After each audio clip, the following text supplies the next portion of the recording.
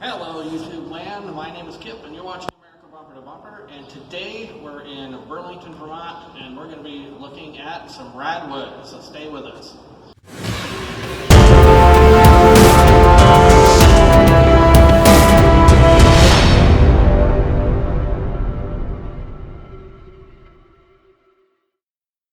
Today, as I said, we're going to be looking at some RadWood, and what we're going to be looking at is this 1992 Buick Regal Limited. And it's owned by a buddy of mine, Eric.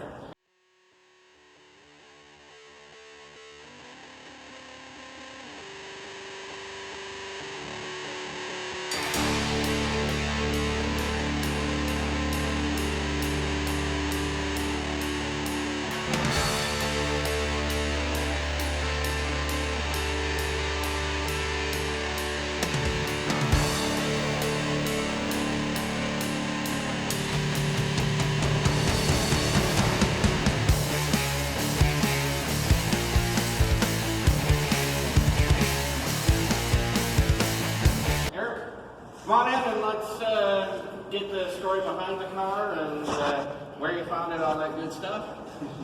With the Corona stuff, we won't shake hands, but Eric, tell us about the car. Well, Panama works at the local junkyard, and I was looking for another car to do pizza delivery and stuff.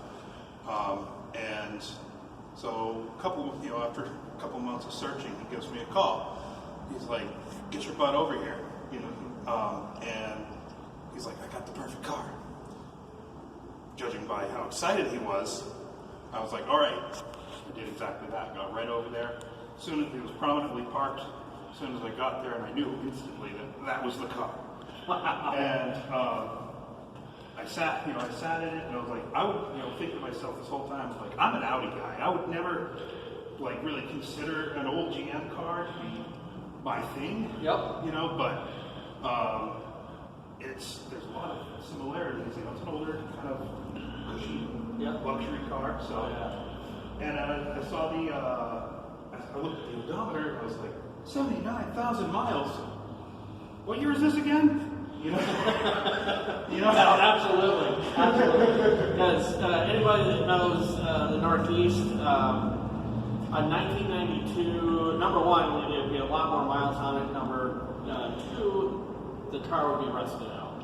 And as you can see by the walk around at the beginning here, this car is very, very clean. So let's just do another walk around and show us the car, features, what's it got for an engine. It has the reliable Series 1 3800 V6. Those bulletproof. 170 horse, I believe, 230 foot-pounds of torque or something like that. They're really torquey engines. Yep. Nice. So everything's original on it. Yep. Of course, I'm sure tires aren't, but rims. I believe the wheels are probably from a Century because they're 16s. I can't find anything online that would suggest that these actually came with 16s. Alright, cool. So it's got a sunroof, so that's pretty nice. Mm-hmm. Want to pop the hood and we'll take a look at that sweet 3800. Oh yeah. And as he said, 3800, these things, especially the Series 1, these engines are nearly bulletproof. I've not heard many people have issues with the engines at all. Newer 3800s weren't quite as, but they were still pretty dang reliable. Those supercharged. Yes. Yeah. This is really, again, really clean under the hood here. Normally you see all sorts of rust here. So you said you did a Carfax on it? Mm-hmm. And you're the, second, third owner? I believe I'm the fourth owner. Fourth owner. Wow. And has to have been garage kept most of his life. Yeah. Wow. That is quite impressive. Air shocks, or is it just regular coilovers in the front? It's all independent suspension, but the those who are fond of these cars will know, the rear suspension has a transverse leaf spring that controls the spring rate in the rear. It's an interesting design, and they say Corvette inspired. Yeah. But if you want to lower it, it's kind of a pain in the butt. Yeah. That's the one downfall with the Corvettes that use that, is that there's not a whole lot you can do as far as suspension upgrades. Yeah. But, wow. Chrome is really slick on it. Gotta love the old headlights. Real glass. It's amazing. Yep. All right. Let's go take a look inside and see what it looks like. Alright, so we got leather, very nice, but pretty typical for older cars to have some tears in there. But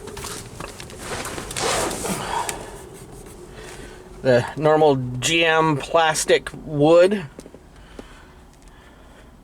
Now I saw a post where you're saying that the steering wheel is pretty rare. Yeah, that's very uncommon to have those radio controls. And that's definitely a thing for 92s. I think Pontiacs were kind of better known for that sort of controls on the steering wheel, and must be a feature of the Limited. I would assume it was an option, for the Limited. I'm not really sure exactly. I'm an Audi guy, so. Yep. Well, I'm a GM guy, so I can tell you that I don't know that I've ever seen controls on the steering wheel of a Buick. Definitely Pontiacs. Pontiacs definitely had that sort of thing, but not that. You can imagine it was like spaceship technology. I imagine in 1992, nobody had that. Nope. No. Couple little smucks here and there, but to be expected for something this old. Yep. But wow, must have a gargantuan trunk. It does. What, a two or three person trunk? I can fit about 50 pizzas in the trunk. That's a good night for you, right?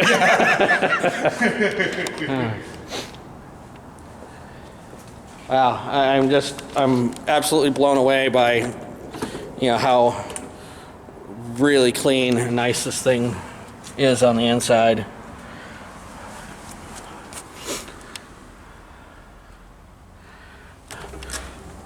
And some nice speakers in the back. All original. Moonroof work? No. Unfortunately. Well, the price to pay for something that old, every now and again you're going to find something that's not going to work. ABS, that was a pretty early feature too for Buicks. Wow, absolutely amazing. What else do you know about the car from history? Anything that's Well, I mean, Carfax doesn't really tell you a whole lot. As you can see, it's been in a couple of minor bumps, and from what I can tell, it's been repainted, but it's an older repaint. same color though? No, actually, if you look in certain spots, you'll see like rub marks for the door. You see like the original paint color there. Oh yeah. And also there's a spot on the front bumper where the tan is chipped away a little bit. It looks like it was once a metallic blue. Now that makes sense. I've seen a lot of cars, Regals, specifically in that kind of blue color. Not so much this, but this one looks really good with this color on it. Awesome. What do you say we go take a spin? Let's do it up. The interior, again, we looked at it a little bit a minute ago. Very, very clean. Actually, for a GM, this dash is pretty well options. Tack and temperature, volts and the oil pressure. So definitely the Limited was the best you could get. And the, I don't know if you can hear the engine, but purring nicely. Let's go take it for a spin.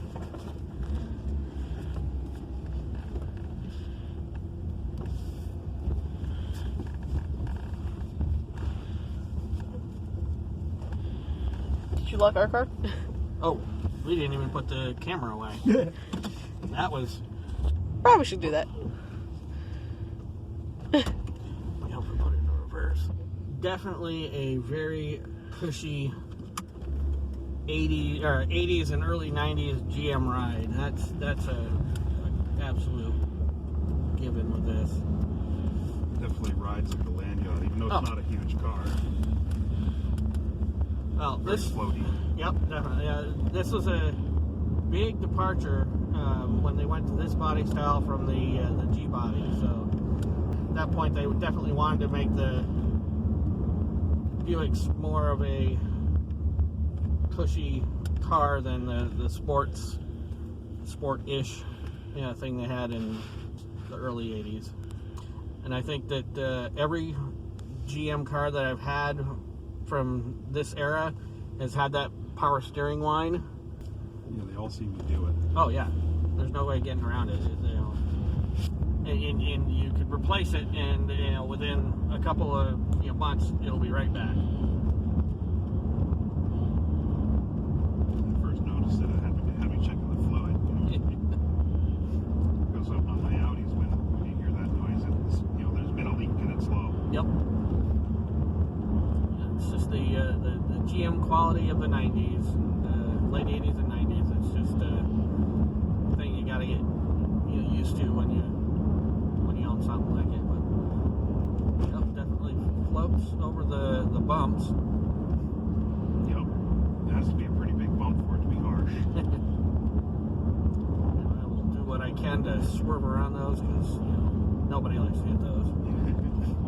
Quiet like a Buick should be.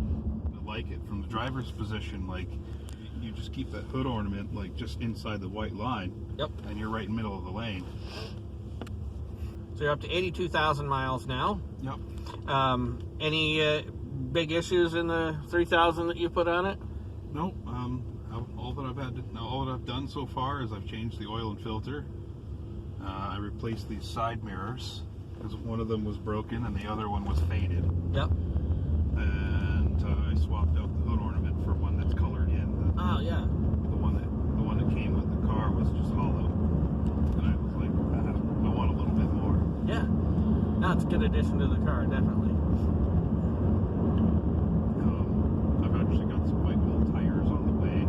Not wide whites. Yep. But the white line tires. Yep. Those are period correct. I think they really add to the look of the car. Absolutely. Absolutely. I've got some different wheels I'm going to put on it that are the same size of similar vintage Pontiac. Oh, cool. They're like a gold basket weave. Ah, yes. Yep. Off the Trans Ams. Well, not the Trans Ams, but they're definitely Pontiac like Grand Prix wheels or whatever. Oh, okay. Those ones. Yep. Yeah, another W body Pontiac. Well, it's definitely, as I said in the opening, definitely a RadWood car, and stuff like this is becoming more and more popular as the years go on. So I mean, you've definitely got a steal. You don't mind me asking how much you had to shell out for it? I got it for the automotive equivalent of a song, $500. Wow. $500. That is an absolute song, and that probably isn't more than what they paid for it at the salvage yard. I'm sure they made a few bucks. Yeah. I mean, given that my pa-in-law works there, I probably paid less than someone else would. Sure. But I'm sure they still made money. Which is absolutely crazy to think about that somebody just dropped it off at a junkyard. Well, To me, if this was an estate sort of a sale, you know, car or something like that, and nobody wanted it, you know, in the family, you know, what are you going to do for it? You know, either try and sell it yourself, which is a hassle, or take it to a salvage yard. Yeah. And I'm sure that's probably what ended up happening with it. This is absolutely no reason that this car should have ever gone to a salvage yard. No. Oh, because the place that gave it an inspection, that inspected it failed it. Really? Yeah, I had no issues getting this car inspected, so. I'm gonna say, I mean, I don't know why this would have failed any sort of. It's not like you have to worry about a check engine light. It's too old for that. Yeah. Tires, maybe? I don't know, but even then. Yeah, the tires are a bit dry rotted, but that's why I got more tires on coming. Yeah. So, you know, it was $300 and something for a new set of tires. Because, you know, it's That's another song for tires nowadays. especially white walls. Yeah, definitely. Yeah. Wow. Oh, this is awesome. So we're going to end this video right here. We have a lot more footage of Eric and I talking about the car, but it's like 15 more minutes. So I picked out the highlights and we threw it in there. I want to thank Eric again for inviting us up to take a look at his really, really cool Regal. And also, I really want to thank him, and I would like you all to welcome him, because he has agreed to start making videos and posting them up here on America Bumper to Bumper. So everyone make sure that you say hi to Eric. I'm not sure when he's going to start doing videos, but it should be in the fair near future, and you guys will definitely know when those are up. So I'm going to end this like I do all my videos. Cars without dreams. Dreams without ambition is like a car without gas. You're not going to get very far. God bless. Take care. Have a wonderful week.